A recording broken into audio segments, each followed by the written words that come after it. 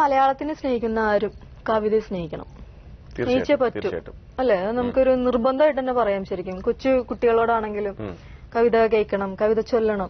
പണ്ടൊക്കെ ഒരു പദ്യപാരായണ മത്സരത്തിന് നമ്മൾ പങ്കെടുക്കണമെങ്കിൽ ഭയങ്കര ബുദ്ധിമുട്ടായി. പദ്യം എടുക്കണം, അതാരെങ്കിലും പഠിപ്പിച്ചു തരാൻ ആള് വേണം. പക്ഷെ ഇന്നത്തെ കാലത്ത് സ്കൂൾ യുവജനോത്സവങ്ങൾക്ക് എളുപ്പമാണ്. നമ്മുടെ സെഗ്മെന്റ് മാത്രം കണ്ടാൽ മതി, എത്ര കവിതകളാണ് നിങ്ങൾക്ക് കിട്ടുന്നത്. അപ്പൊ വളരെ എളുപ്പമാണ് ഇന്നത്തെ സ്റ്റുഡൻസിന് ഈ പദ്യപാരായണ മത്സരത്തിലൊക്കെ പങ്കെടുക്കാനും അല്ലെങ്കിൽ ആ പദ്യം ആസ്വദിക്കാനും ഒക്കെ. അപ്പൊ ഇന്നത്തെ നമ്മുടെ കാവ്യകേരളില് ശ്രീ രവീന്ദ്രനാഥ ടാഗോറിന്റെ ഗീതാഞ്ജലി എന്ന കവിതയാണ് അനുപമ ചൊല്ലുന്നത്.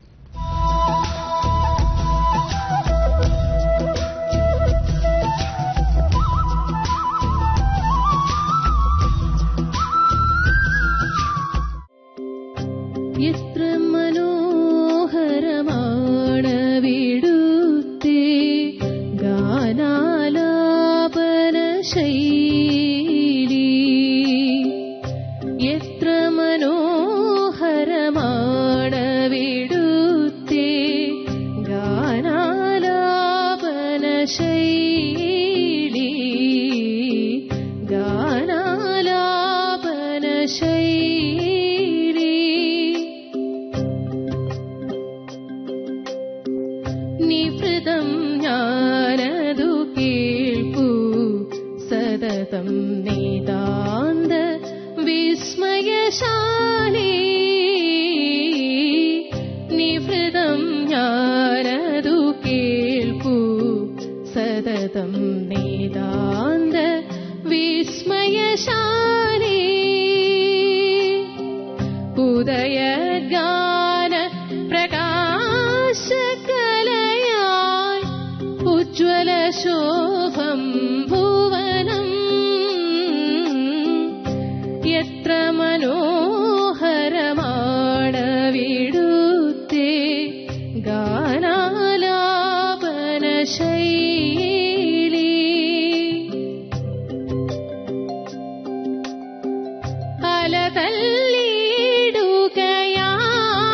അലതല്ലിടുകയാണതിഗഗനം വായുവിലീ സ്വരചലനം,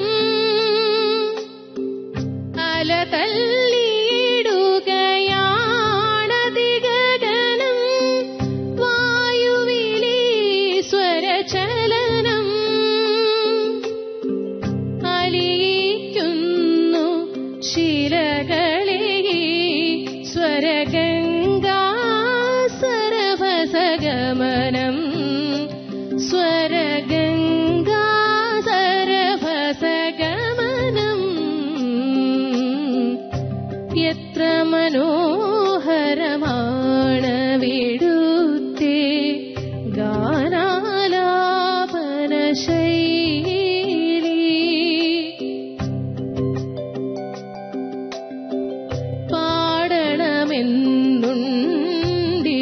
പാടണമെന്നുണ്ടീരാഗത്തിൽ പക്ഷേ സ്വരമില്ലല്ലോ,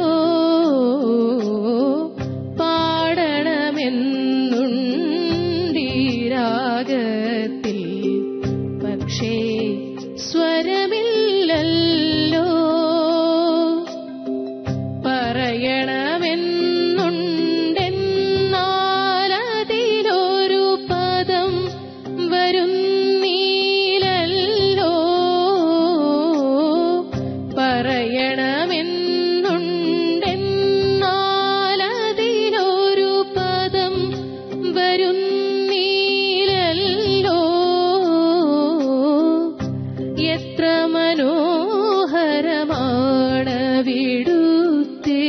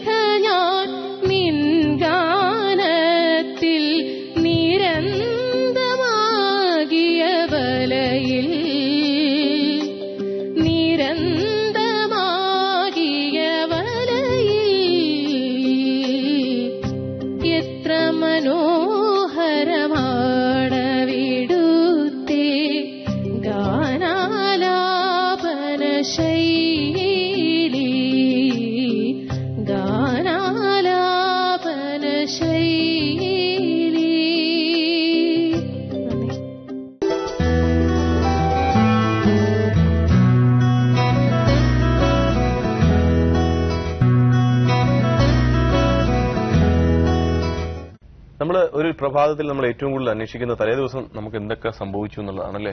നമ്മൾ ഉറങ്ങുന്ന സമയത്തോ അല്ലെങ്കിൽ എന്തെല്ലാം രാവിലെ എണീറ്റാൽ ഉടനെ നമുക്ക് പത്രം കിട്ടണം. കാര്യം തൊട്ട് തലേ ദിവസം നടന്ന വാർത്തകൾ വരെ നമുക്ക് അറിയാൻ പറ്റും. പക്ഷെ മോർണിംഗിലെ ന്യൂസസും നമുക്ക് അറിയാം അല്ലെ, കഴിഞ്ഞ നിമിഷം വരെയുള്ള. അതെ, കൈരളി വാർത്തകളിലേക്ക്.